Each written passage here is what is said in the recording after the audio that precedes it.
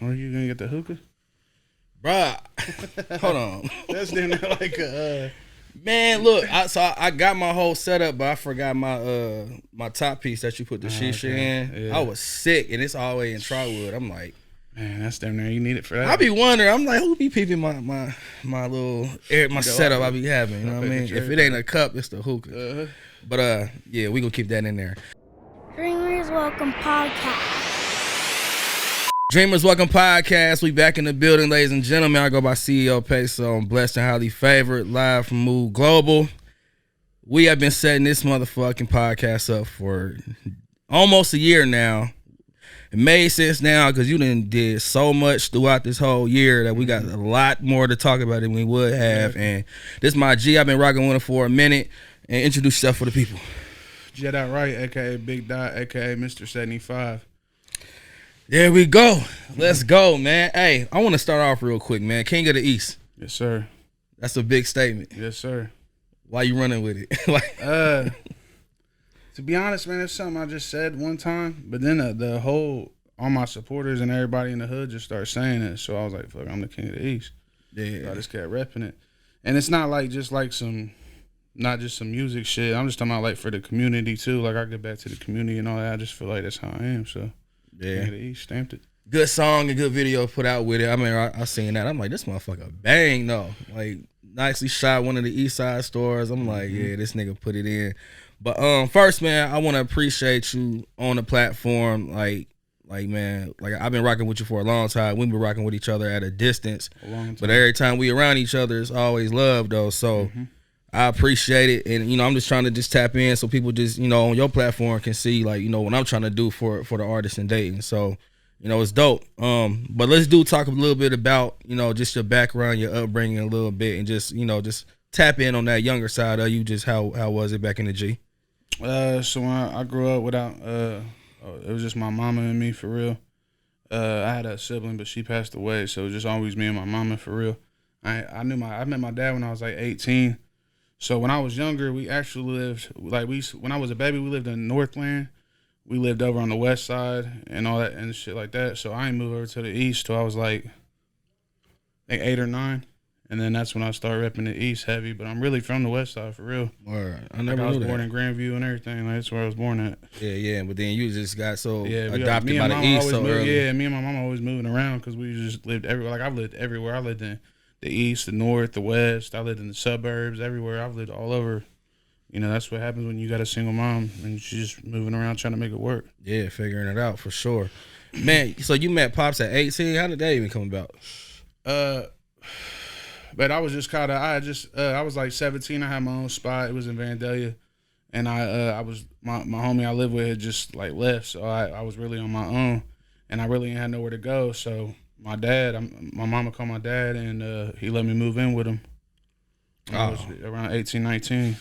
But prior to that, you had never met him? Nah, like I seen him at court and when we have child support court and stuff like that. Okay. But I never, I ain't known for real growing up at all. Okay. Man, so, all right, because bouncing around, you know what I'm saying, like, I know that can be tough off of, like, just choosing what, as a kid, what you might want to do growing up, but was it sports or was it anything as you was coming up, like, that you was, like, trying to do or influenced by, or what, like, I just want to know how long was it until music came about? Man, I was really rapping back then. Like I said, it was me, my Bubby Galloway, my brother Crispy, R.I.P. Crispy, and Face, little bro. We all was rapping back then, like when we was young. Yeah. We wasn't really, like, I wasn't going to school like that. I'd be, like, partying and trapping and doing dumb shit, obviously. But when I met Bubby and all them, it was in school, and we started doing music together when we was young. I'd say, like, 13, for real, 12, 13 years old. So music artist kind of, like, was the notion of, like, that's what you was just gravitating towards all the time. Yeah, like I did the basketball thing. Like they wanted me to play football. I should have played football for real. I never wanted to. Like I was always a hooper instead of playing football. But I could have. Who knows what could have happened if I went there? Yeah. But it was really just music, man. I hooping shit on the streets, but it was always just chasing music for real, making music. Man, let's talk influences. Whether it was citywide or whether it was like industry, like. Citywide, everybody know my brother Face is the biggest influence we had for real. If we're talking like famous, Back then, I grew up off a lot of like 90s rap, like gangster rap, like Cube and Pac and Biggie. And then that's your music today too. Yeah, for sure. Like the storytelling and stuff, I get that from Big for real. And then like here lately, I ain't really been listening to nobody but like Rio the Young OG, Free Rio, just Detroit right? Stuff. Yeah, that's what I've been listening to lately. I don't really listen to a lot of mainstream stuff. If I do, it's.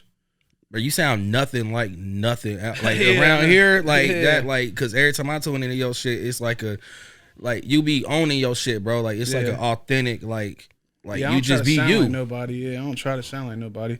I got a couple Detroit inspired songs.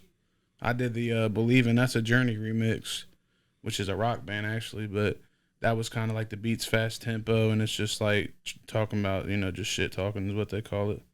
So I mean, so you fuck with other genres of music too? Yeah, rock, country, all that. Okay. Man, hold on, tapping back in though. So you and Bubby go that far back? Yeah, I met Bubby when I was let me think. It had to be like 12 or 13. It was like 5th grade, 6th grade is when I think we met. Me, him, and Crispy. All three of us met each other then, and then we met Adam through Bubby.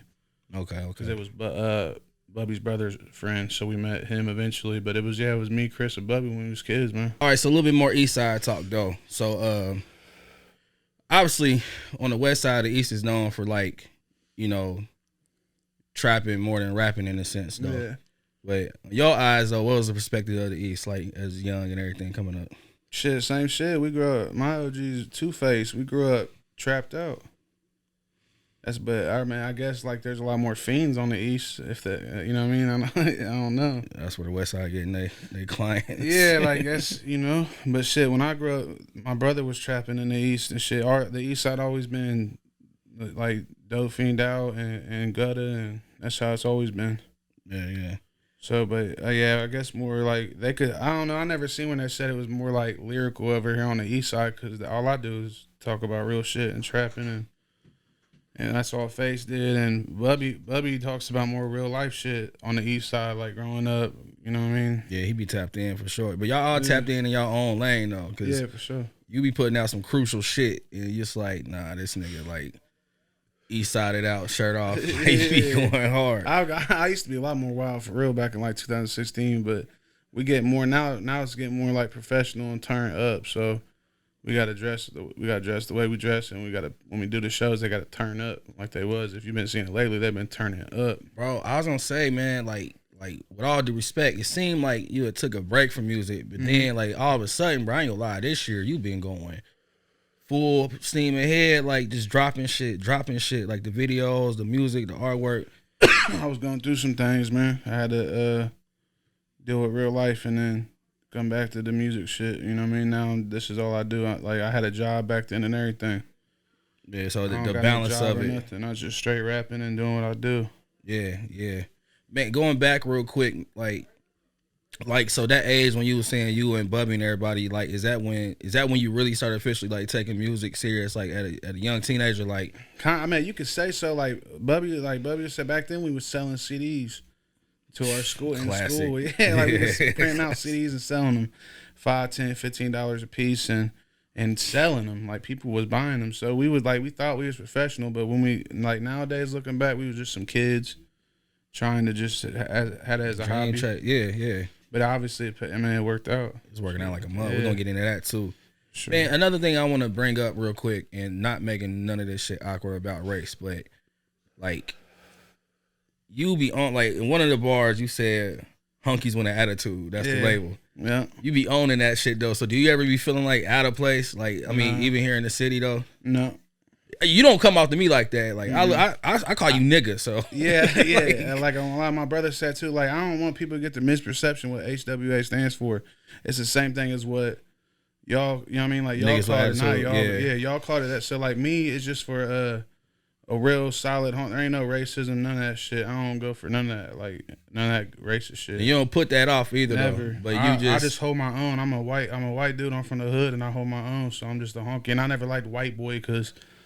It's just like I feel like that's trying to play sweet or something. If you call me a white boy, but some people are like that's my favorite white boy. It ain't nothing like that. You know what I mean? I can tell the difference between. It's the context and how you say it, like. But it's just that's what I am. I'm a honky from the hood, man. And I'm a honky with attitude. Like It's the same. It's no difference, bro. Like I said, if anybody ever misinterpreted it, that's what it stands for. Is just holding shit down as a honky and doing your thing.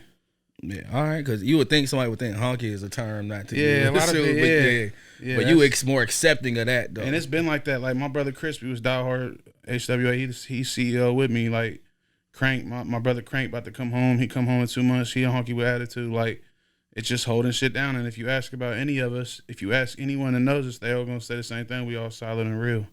Facts. It don't matter about if I'm white or black. But my brothers don't even let me say I'm white. Like, they don't be on that shit.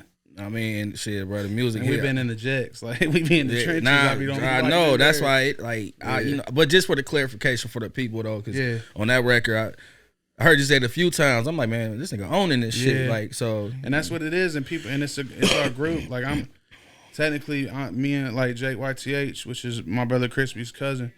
Besides me and Crank, Crispy's gone. My brother YT, he had passed away. He was in HWA. Like, it's really only right now I've been holding this down because Crank been in prison, and Crispy passed away. And Jay got his shit going on. So I just feel like I'm gonna stamp this shit and I'm gonna put on for this shit. Period. You know what I mean? And it's all respect and love unless it's otherwise towards me. If it's different, I show love everywhere I go. Facts. All right, so the cry to that music video. Is that somebody you naming that passed? Yeah, that was my brother Shot Brow. Yeah, that's my brother Sean. He had passed away in a box truck accident on right on Needmore and is it Webster? Needmore and Webster. Yeah, he had passed away out of nowhere, man. He got in a really bad, like terrific. It was terrible, man. But yeah, I saw that too, and I was just saying, like, man, you just got like a lot of trauma. I feel like you've been dealing with. Yeah, I do. Which is probably part of why you took the break. Yeah. It's like when I lost Crispy, I really just turned it up. I went through like a couple months where I was sad and shit. And I had to be sad. There ain't no way you can get over it that quick. But then I was just like, man, I'm about to turn it up for him. I ain't even. What's the point of being sad, man? You just got to keep moving on and pushing on. Like, I stay losing people. That's just how it goes. I don't know why I do or why God chose me to deal with it, but I can't let nobody down. Yeah. My kids and they kids, So do you make it a point to like still try to reference them in your music as much as possible? Yeah, every time. Wow. As much as I can, especially Crispy. Like, it's supposed to be me and him right now doing this shit. It wasn't just supposed to be me, you feel me? Yeah. But like, that's what I'm saying. It's just another, he had his demons and he had to go, he went away, so. I mean, so what, just, for outside in people's perspective, what was your best way of like really trying to get through it after you took the time and to yourself? These are good questions too, bro. I just cried a lot, bro, for real. And once I got done crying, I just wanted to not cry so much. I just started working out and going to the gym and shit. Putting that energy back in. Yeah, and getting active and quit doing all kinds of shit I was doing. Like, I don't smoke cigarettes no more. I still smoke like leaves and shit when I smoke, but all I do is smoke bud. I rarely drink. I don't drink lean no more. I don't pop perks like that unless I'm doing my thing or something. But I'm just trying to I want to be all the way, health is wealth. I want to be all the way 100. Say that. I'm getting older. Everybody getting older, you know what I mean? Body changing, we changing. So I'm trying to get, this is the best shape of my life besides maybe when I was in the penitentiary or something. But I just had to just reevaluate myself and can't just be a little bitch. I'm sorry if I... Nah, you good. I mean, but then at the same, like, I love asking this question because I see you got a daughter too. Yeah. So that's somebody. I got 2 daughters. Two, my bad. So that's some big changes to make for them as well. Yeah, especially for them. And that's why... Because you a real dad. Like, yeah, I'm an active father. Yeah. I'm like, the situation with my kids, like, my mama got custody of my daughter because my baby mom... And at that time, I couldn't get custody of her. I was still in the streets trapping and shit. So I let my mama do it, but my mom takes great care of her. And I go over there, I make sure I play my part, do whatever so I'm always there for my kids. And then my other Diddy, which my youngest, her mom got custody, so I get her on visitation every other weekend, Wednesdays, Eventually I want to do split parenting. Yeah. But it's just hard with all the music shit, you got to go out of town a lot. You know how it is, you travel a lot. Yo, me and Bubby was talking about that on here too, man. It's bittersweet, but yeah, my son in the next one right now doing this, but we gotta make it work. That's amazing though. That I bought his Xbox up here. Like, look, bro, you gonna have to just chill out. Yeah, that's amazing though that you get that, bro. And that's you're doing the same thing that we want to do. Ain't got no choice, man. Chase our dreams, bro. Yeah, you put in a lot of work. Shit, you're a legend, Appreciate it. Sure. You as well. Nah, and I want to talk about your support system, man, because getting through that, I see you with the same homies all the time, my man. brothers. So Shout just out Wando, buddy, LO, Billy, all my dogs, man. so that was a part of the process, because I feel like you and Bubby was going through some shit at the same time too, damn near. Y'all both had took a little hiatus. Oh yeah, well, see, I was locked up. See, Bubby took a long break for real. I was locked up when all this shit was happening. Like when Bubby was going through what he was going through, he lost face, and then he lost me and Chris went to prison. Yeah. So he had lost 3 people at once. We was coming home and shit, but then he got over that, and then like Chris passed away, Crispy, and it's like it just told, I don't know, just awoke both of us, bro. Like life's short, bro. You gotta go get this shit, right? And you can't sit here and cry about it, complain. You gotta get to it. Yeah. Right. I mean, you could cry for a little bit, but just wipe that shit off and keep pushing, bro. Because I'm telling you, there's like a good at the end of this. It's gonna be worth something. Nah, because I just love y'all camaraderie, man. Like I was gonna say, because I'm trying to keep up. Y'all been on the tours performing. Mm-hmm. Shout out to Slico. We just talking about how y'all did 1300 at JD Legends. Yeah. But he just been pulling you in too, as far as with these shows and all that. He just tell me like, shit, who else am I gonna have open other than you? He just put it like, you know what I mean? You're my brother, and I would do the same for him. When we did my headliner, he came and performed. You know what I mean? Yeah. And that's just how we rock. That's my brother for life. Like, ain't nothing ever gonna stop me from being loyal to him ever, ever, ever. Yeah. I never cross none of my brothers. Period. You gotta be like what I that. live off of, bro. Camaraderie. That's all you got. Like, yeah. Life's short, bro. That's just what I've been living off of lately, bro. Life's short as hell. Yeah. So, Man, so I know you didn't perform, but like I said, JD Legends, you 1,300 people because you did perform. Yeah, I performed. Yeah. So what was that, it was bro? Crazy, bro. Yeah, they was turned up too.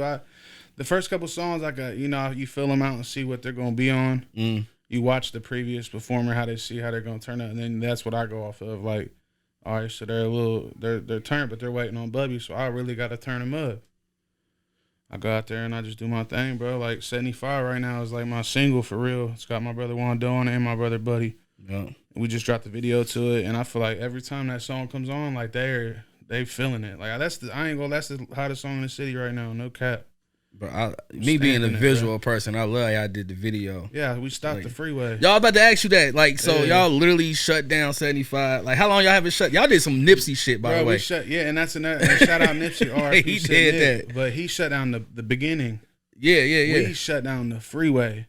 And we would have got more than just me flexing on the freeway in the video, but we was so deep that the cameraman got in the very back of the cars. So we had it shut down for 5-6 minutes waiting on him.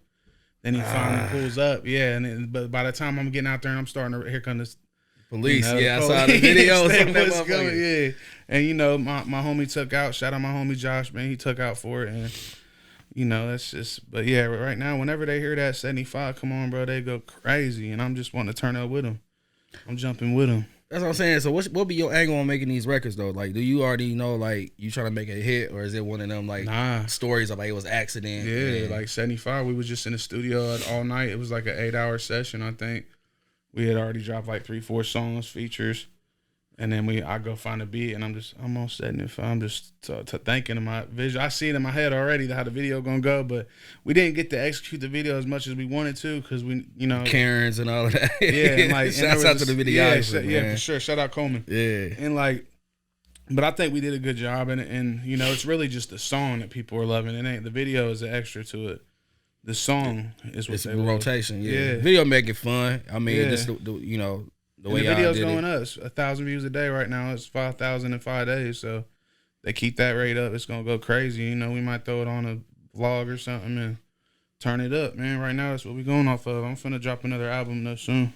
This year? Or just run it? Maybe December, but I just want to make sure I work around I work around certain shit. I try to work around how my brothers drop too. Because really it's just like I'm the only one that can't drop it right now because BE locked up. Free BE, he locked up, and I'm just trying to take this shit to the max. I'm about to say, so you said the album and everything, but what else is gonna be next? Like, we got more tour. Yeah, we got a tour. Indy is coming up. Yeah, October 29th, we at the Emerson with Bubby. That's Bubby Gotway, and I'm opening. And I think there's a couple other openers from Indy. I don't know their names. I don't want to say nothing wrong. So, but I'm pretty sure Jay Stone booked a couple people too. That's on the 29th. It's gonna be lit. They got booths for sale to regular tickets. I think they're like $20-$30 or something. But definitely pull up to Indy. But where are you taking it? Yo lane, yo entity. Like, where are we going with that? We gonna do a little mini tour at the beginning of the year. You know, this shit costs money. Shit ain't free. Yeah.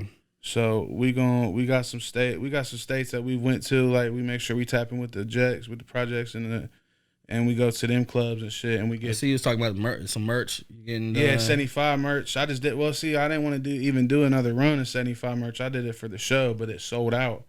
And people was like, damn, I was like, and I really promised them, like, bro, y'all came to the show, so I'm going to get, y'all can only wear this shirt. Yeah. But there's so much demand for it, it's like, I got to drop it again. We do got 75 merch. That'll be available at the show. And I do single orders, but I'd rather just, you know, come to the show if you can and buy them. And then if I want to deliver some, we'll work it out or something. And so on the back end, are you doing everything like you wearing the hats, the manager, the putting together the merch ideas and all that, or you got a small team too? Nah, I mean, just real and pretty much on everything like that. Like, I designed most of the stuff. That 75 merch, I didn't design that. Coleman, who shot 75 video, he made that logo. Yeah. And I was like, that's hard. And it had our names on it. Just threw it on the pocket right here, threw it on the back, and it went crazy. Sold out. Man, I just want you to keep running it up, man. I'm not even being biased though, but I didn't tap in. Like, I reached out to you a long time ago, and I just like to. Bro, you was shooting videos when I was in Streets R Us, bro. You are. Like, yeah, I know. Yeah, that's how we go so far back, but and that was, you know, art, and since then there's been so much shit's changed. You know, like so much. That's been a lot. Things, I didn't change a lot. Some people are past, some people ain't here, some people's fight. Like, it's just a lot of shit. So it just. That'd be the crazy thing, shooting people and then they ain't here no more, man. It's an eerie feeling sometimes, though, man. It is. Every time I perform, it's eerie, bro. Now, like, because me and Chris did our last show together. He died the next day, and the previous night we was on stage teeing up, doing what we love, bro. Now I got to do it, like, you know, I do it with my brothers. My brothers tee me up always. It's just I'm missing that little, you know. Yeah, that right hand. That might make me pop top and, you know, go crazy because you used to hype me up, like. Man, that's a quote, man. You got to do it for the ones who ain't here to live it. Yeah, that's what I do. That's one of the realest things. All right, man. So before we wrap up, man, I always ask this. What is a good quote or a piece of advice that you live off of? Shit, just go get that. Just go get it, man. Really, just don't chase your dreams. Go get that shit, man. And always take care of yourself. Mentally, make sure you always take care of yourself. Mentally, make sure you always take care of yourself before, you know, you help everybody else out. Just, you know, you got to take care of yourself in order to help others, man. And shit, I love you. Keep your head up. Period, man. I appreciate you on the platform, YG. Dreamers Welcome Podcast. Y'all keep dreaming. We out this bitch. Let's go. Dreamers Welcome Podcast.